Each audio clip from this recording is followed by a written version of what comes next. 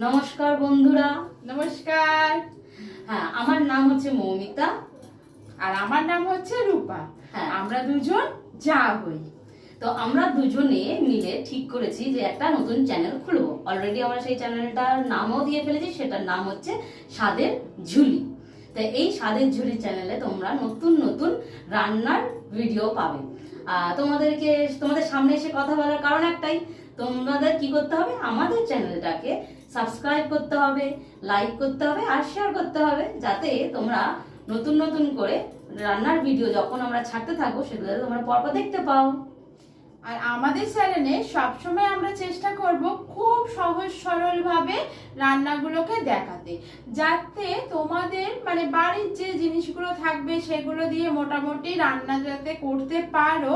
বা রোজকার রান্নায় আমরা তো ভ্যারাইটি আনি না, কিন্তু রান্নার স্বাদটা যাতে ভালো লাগে তার জন্য আমরা চেষ্টা করব যাতে খুব কম জিনিসপত্র দিয়ে ভালো ভালো রান্না তোমাদেরকে দেখাতে। তবে মাঝে মাঝে চমকদার রান্নাও থাকবে, একদম যে থাকবে না তা বলবো না, কিন্তু বেশিরভাগটাই আমাদের সাধারণ ঘরোয়া রান্নাই কিন্তু থাকবে তোমাদের। তোমরা আমাদের চ্যানেল কেন দেখবে সেটা একটা প্রশ্ন হতে পারে। কেন দেখবে, যে যারা মোটামুটি হচ্ছে যারা সবে সবে রান্না শিখছো, বা যারা হচ্ছে কাজের সূত্রে বা পড়াশোনার সূত্রে একটু বাইরে থাকো, তারা কিন্তু আমাদের চ্যানেল দেখলে কিন্তু একদম অনায়াসে সুন্দরভাবে পারফেক্ট রান্না করতে পারবে। আর একটা কি কথা বলি, যেটা হচ্ছে যে সুন্দর সুন্দর ছোট ছোট টিপসও পাবে আমাদের রান্নার চ্যানেলের মধ্যে। কিন্তু রোজই চেষ্টা করব তোমাদের একটা একটা করে ছোট ছোট টিপস দেওয়ার, যেটা তোমাদের মানে রান্নাতে প্রতিদিনের রান্নাতে যাতে কাজে লাগে। তাহলে বন্ধুরা, তোমরা সবাই আমাদের পাশে থেকো। আমাদের চ্যানেলটা আমরা নতুন শুরু করতে চলেছি, তারই আগে আমরা এই ভিডিওটা তোমাদের সঙ্গে করলাম যাতে তোমরা জানতে পারো যে একটা নতুন চ্যানেল আসছে। তো তোমরা এইভাবে আমাদের কিন্তু পাশে থাকারই অনুরোধ রইল, চ্যানেলটাকে সাবস্ক্রাইব করারও অনুরোধ রইল। তাহলে চলো আজকে প্রথম দিন একটা মাছের রেসিপি দিয়েই শুরু করি তোমাদের রান্নাটা দেখাবার। তাহলে আজকে একটা রুই মাছের রেসিপি দিয়ে তোমাদের আজকে চ্যানেলটা আমরা শুরু করছি। আর আশা করব তোমরা সবাই আমাদের সঙ্গে থাকবে আর পুরো ভিডিওটা না কেটে দেখবে। তাহলে আজকে এখানেই ভিডিওটা মানে অফ করছি, রান্নার ভিডিও দিয়ে আবার শুরু করছি। বন্ধুরা, আজকে তোমাদের যে রান্নাটা দেখাবো সেটা রুই মাছ দিয়ে করব আমরা। তার জন্য এখানে আমরা রুই মাছ নিয়ে নিচ্ছি, আর এখানে গাদা, লেজা, পেটি সবই আছে। আমরা প্রথমে রুই মাছটাকে নুন হলুদ দিয়ে ম্যারিনেট করে ভেজে নিয়েছি।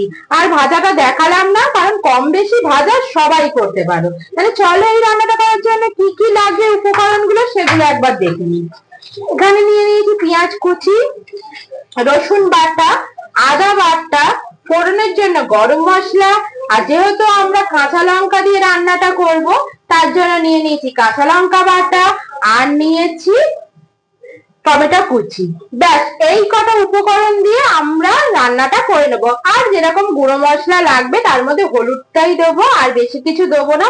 তাহলে দেখো খুব সহজে কিভাবে রান্নাটা ঝটফট হয়ে যায়। রান্নাটা আজকে সর্ষের তেলেই করা হবে। মাছগুলো আমি সর্ষের তেলেই ভেজেছি, আর সেই তেলেই রান্নাটা করব। তো তেলটা গরম আছেই, এবার এই তেলে ফোড়ন দিয়ে দেবো আমি গোটা গরম মশলা। গোটা গরম মশলার মধ্যে আছে, যেরকম বললাম তোমাদের, তেজপাতা, ছোট এলাচ, লবঙ্গ আর দারুচিনি।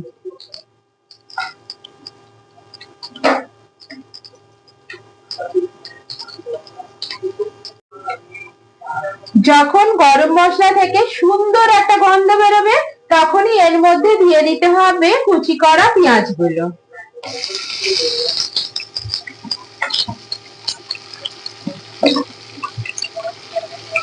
এবার পেঁয়াজগুলোকে একটু লাল লাল করে ভেজে নেবো। গোল্ডেন ব্রাউন করে ভাজলেই হবে, পেঁয়াজগুলো খেয়াল করবে পুড়ে যেন না যায়।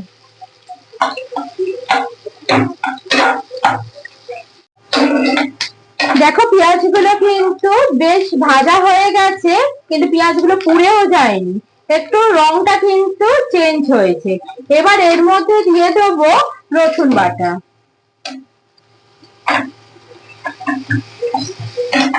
পেঁয়াজের সাথে রসুন বাটা পড়লেই কিন্তু তার একটা সুন্দর গন্ধ বেরোয়। তোমাদের কার কার এই গন্ধটা খুব ভালো লাগে বলো তো, পেঁয়াজের সাথে রসুন বাটার গন্ধটা? যদি কারোর ভালো লেগে থাকে অবশ্যই আমাদের একটা কমেন্ট করে জানিও। আর তোমরা কে কোথা থেকে আমাদের ভিডিও দেখছো সেটাও একবার কমেন্ট করে জানিও।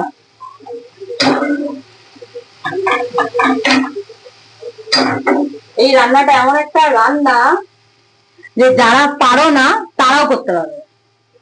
অবশ্যই এই রান্নাটা একদম ঘরে থাকা খুব কম জিনিস দিয়েই কিন্তু আমরা করে দেখাচ্ছি। যারা যারা ব্যাচেলার আছো তারাও করতে পারবে, আবার যারা যারা নতুন রান্না শিখছো তারাও কিন্তু এই রান্নাটা খুব সহজেই করে ফেলতে পারো। রসুন দিয়ে কিন্তু একটু ভালো করে ভাজতে হবে, কারণ রসুনের যে কাঁচা গন্ধটা থাকে সেই গন্ধটা যেন কেটে যায়। এই ছোট ছোট টিপস গুলো কিন্তু তোমরা অবশ্যই মাথায় রাখবে।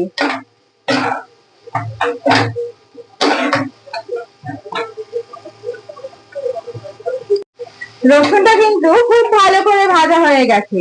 এবার এর মধ্যে মিশিয়ে দেবো কেটে রাখা টমেটো কুচি আর দিয়ে দেবো আদা বাটা।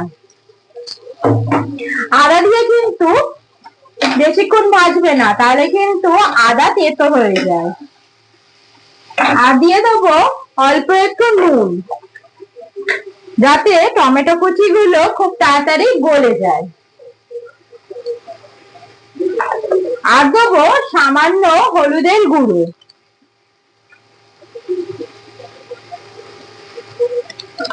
মশলাটা যাতে পুড়ে না যায় তার জন্য অল্প সামান্য জল মেশাবো। এবার তোমাদের মনে হতে পারে সব দিয়ে দিলাম, কিন্তু কাঁচা লঙ্কা বাটাটা কেন দিলাম না? বাকি তো পড়ে আছে কাঁচা লঙ্কা বাটাই, কিন্তু কাঁচা লঙ্কা বাটাটা একদম লাস্টে মেশাতে হয়। কারণ কাঁচা লঙ্কা বাটাকে যদি তাড়াতাড়ি মিশিয়ে দাও তাহলে কিন্তু কাঁচা লঙ্কার টেস্টটা নষ্ট হয়ে যায়। তার জন্য কাঁচা লঙ্কার যে ফ্লেভারটা আছে সেটা রাখার জন্য কিন্তু একটু লাস্টের দিকেই কাঁচা লঙ্কাটা মিশিয়ে জল অ্যাড করবে।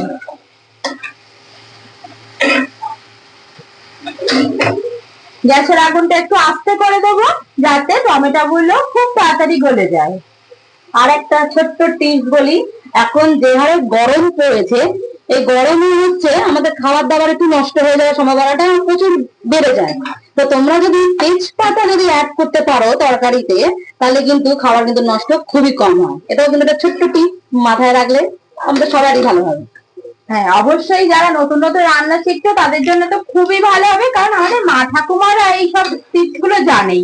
কিন্তু যারা নতুন রান্না করছো তারা যদি এই টিপস গুলো মাথায় রাখো তাহলে রান্নার স্বাদও বাড়বে আর জিনিসটা খুব ভালোও থাকবে, নষ্ট হবে না খুব তাড়াতাড়ি। এই কথাটা আমাকে আমার মা শিখিয়েছিল। তাহলে পেয়ে গেলে কতগুলো টিপস। আমাদের এই ভিডিওটা দেখো, তাহলে তোমরা এরকম ছোট ছোট টিপস গুলো কিন্তু আমাদের ভিডিও থেকেই পেয়ে যাবে। দেখো টমেটো গুলো কিন্তু একদম গলে গেছে, দেখছো? অল্প একটু নুন দিয়ে আর আঁচ কমিয়ে ভালো করে ভাজলে কিন্তু টমেটো গুলো একদম গলে যায়। তবে এখানে অনেকেই বলতে পারো যে এত খাটনি করার কি আছে, যদি টমেটো বাটা ব্যবহার করতাম তাহলেও তো ভালো লাগতো। কিন্তু না, টমেটো বাটা আর টমেটো কুচো করে দেওয়ার মধ্যে কিন্তু তফাৎ আছে টেস্টের। এটা যারা রান্না জানো মোটামুটি তাদের বলার দরকার থাকে না এই কথাগুলো, কিন্তু যারা জানো না তাদের জন্য বলে দিচ্ছি, দুটো কিন্তু দু রকম স্বাদ পাওয়া যায়। চলো এবার দিয়ে দেবো যেটা বাকি আছে, সেটা হচ্ছে লঙ্কা। কাঁচা লঙ্কার পেস্টটা অ্যাড করে দিলাম। তবে যারা কাঁচা লঙ্কার পেস্ট খাও না, যদি শুকনো লঙ্কা খাইতে ভালো লাগে মানে লঙ্কা গুঁড়ো কালারের জন্য, তবে কিন্তু তোমরা এখানে অবশ্যই গুঁড়ো লঙ্কার ব্যবহার করতে পারো। আমি যেহেতু গুঁড়ো লঙ্কা দিয়ে রান্না কম করি তার জন্য আমি কিন্তু এখানে কাঁচা লঙ্কার পেস্টটাই ব্যবহার করছি। আর যদি কেউ মনে করো যে না কাঁচা লঙ্কার পেস্টই দেবো, জাস্ট কালারটা ভালো আসার জন্য গুঁড়ো লঙ্কা ব্যবহার করব, তাহলে কিন্তু তোমরা কাশ্মীরি লঙ্কার গুঁড়ো অবশ্যই ব্যবহার করতে পারো। এবার সামান্য নেড়ে ছেড়ে নিয়ে, কারণ আগেই আমি বললাম লঙ্কা দিয়ে কিন্তু বেশি নাড়াচাড়া করবার দরকার থাকে না, তাহলে লঙ্কার ফ্লেভার কিন্তু চলে যায়। যদি গুঁড়ো লঙ্কা ব্যবহার করতে তাহলে কিন্তু যখন আমরা হলুদ গুঁড়ো দিতাম তখনই কিন্তু গুঁড়ো লঙ্কা ব্যবহার করতে। তাহলে চলো হয়ে গেছে, মশলা থেকে তেলও ছেড়ে দিয়েছে। তার মানে মশলাটা আমার পুরোপুরি কষা হয়ে গেছে। এবার দিয়ে দেবো পরিমাণ মতো গরম জল। এই রান্নাটায় আমি বেশি জল দেবো না, কারণ এটা একটা গ্রেভি করছি, বেশি গ্রেভির দরকার নেই, একটু গায়ে গায়ে হবে, তার জন্য অল্প পরিমাণে জল মেশালাম। তবে এটা গ্রেভিটা তোমাদের নিজেদের মতো পরিমাণ বুঝে করো, যার যতটা লাগবে সে সেরকমই গ্রেভির ব্যবহার করবে, মানে জলের ব্যবহার করবে। চলো এবার মিশিয়ে দিই নুন, স্বাদ মতো নুন দিয়ে দেবো। তবে টমেটো যখন দিয়েছিলাম তখনও কিন্তু আমি নুন দিয়েছিলাম, তাই নুনটা কিন্তু অবশ্যই নিজেরা বুঝে দেবে। আর একটা জিনিস দিয়ে দেবো সামান্য চিনি। চিনিটা দেবো স্বাদের জন্য, কারণ নুনের স্বাদটা ব্যালেন্স করার জন্য কিন্তু চিনি দিতে হয়। চিনি দিলে কিন্তু রান্নার স্বাদটা অনেক বেশি ভালো হয়। এবার যারা চিনি একদমই পছন্দ করে না তারা কিন্তু অবশ্যই স্কিপ করতে পারো।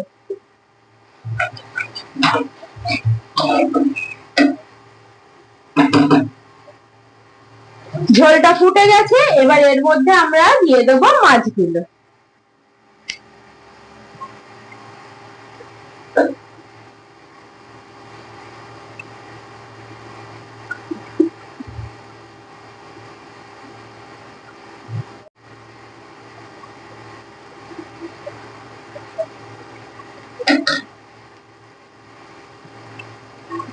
এবার মিনিট 5 আমি মাছটা দিয়ে ফুটিয়ে নেব, তাহলেই কিন্তু রান্নাটা একদম কমপ্লিট হয়ে যাবে।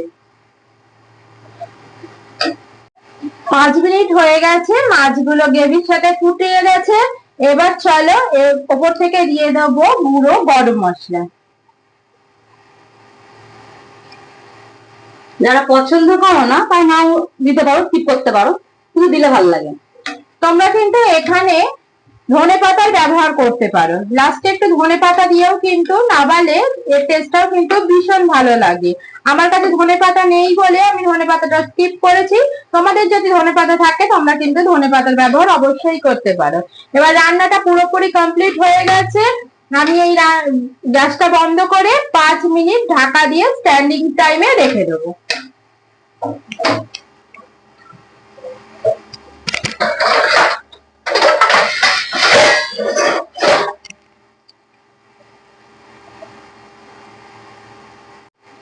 পাঁচ মিনিট হয়ে গেছে, এবার দেখো ঢাকনাটা সরিয়ে দিলাম, দারুণ কিন্তু একটা গন্ধ বেরোচ্ছে। এবার দেখো আমরা যে গুঁড়ো লঙ্কা ব্যবহার করি না, তার জন্য যে কালারটা যে বাজে আসবে তা না, কিন্তু সুন্দর কালার হচ্ছে। তোমরা যদি সামনের দিকে তোমাদের দেখাতে পারতাম তাহলে তোমরা বুঝতে পারতে, কালারের কিন্তু কোনো কম্প্রোমাইজ হয় না, কাঁচা লঙ্কা দিয়ে বেশ ভালো দেখতে হয়। তাহলে চলো এবার নামিয়ে নিই রান্নাটা, আর গরম গরম ভাতের সাথে পরিবেশন করি। এভাবেই কিন্তু তোমরা রান্নাটা করে দেখতে পারো, দারুণ সুস্বাদু একটা রান্না, কম সময় খুব তাড়াতাড়ি ঘরের জিনিসপত্র দিয়েই রান্নাটা হয়ে যায়। এটা কিন্তু শুধুমাত্র গরম ভাতের সঙ্গে না, তোমরা চাইলে কিন্তু পোলাওয়ের সাথে বা ফ্রাইড রাইসের সাথেও খেতে পারো। বন্ধুরা, তোমাদের সঙ্গে তো আসল কথাই বলা হলো না। এই রান্নাটা তোমরা অবশ্যই ঘরে ট্রাই করবে, কেমন লাগলো সেটাও কমেন্ট করে জানাবে। কিন্তু সব থেকে ইম্পর্টেন্ট যেটা কাজ, আমাদের চ্যানেলটাকে কিন্তু অবশ্যই সাবস্ক্রাইব করবে আর আমাদের নতুন বন্ধু হয়ে থাকবে। আর আমাদের যে প্রত্যেকটা রান্না এর পরপর যখন ছাড়া হবে, কেরাম হচ্ছে কেরাম লাগছে তোমাদের, সেইগুলোও কিন্তু আমাদের অবশ্যই কমেন্ট করে জানাবে, আর একটা করে শেয়ার করে দেবে। তাহলে ভিডিওটা এখানেই শেষ করছি। তোমরা সবাই ভালো থাকবে, সুস্থ থাকবে, আর আমাদের সঙ্গে এইভাবেই সঙ্গ দেবে, আর ভালো ভালো খাবার খাবে, আর আমাদের রিভিউ দেবে, কমেন্টে জানাবে। তাহলে আজকের মতো টাটা, পরের বার একটা নতুন ভিডিও নিয়ে তোমাদের সামনে আসবো।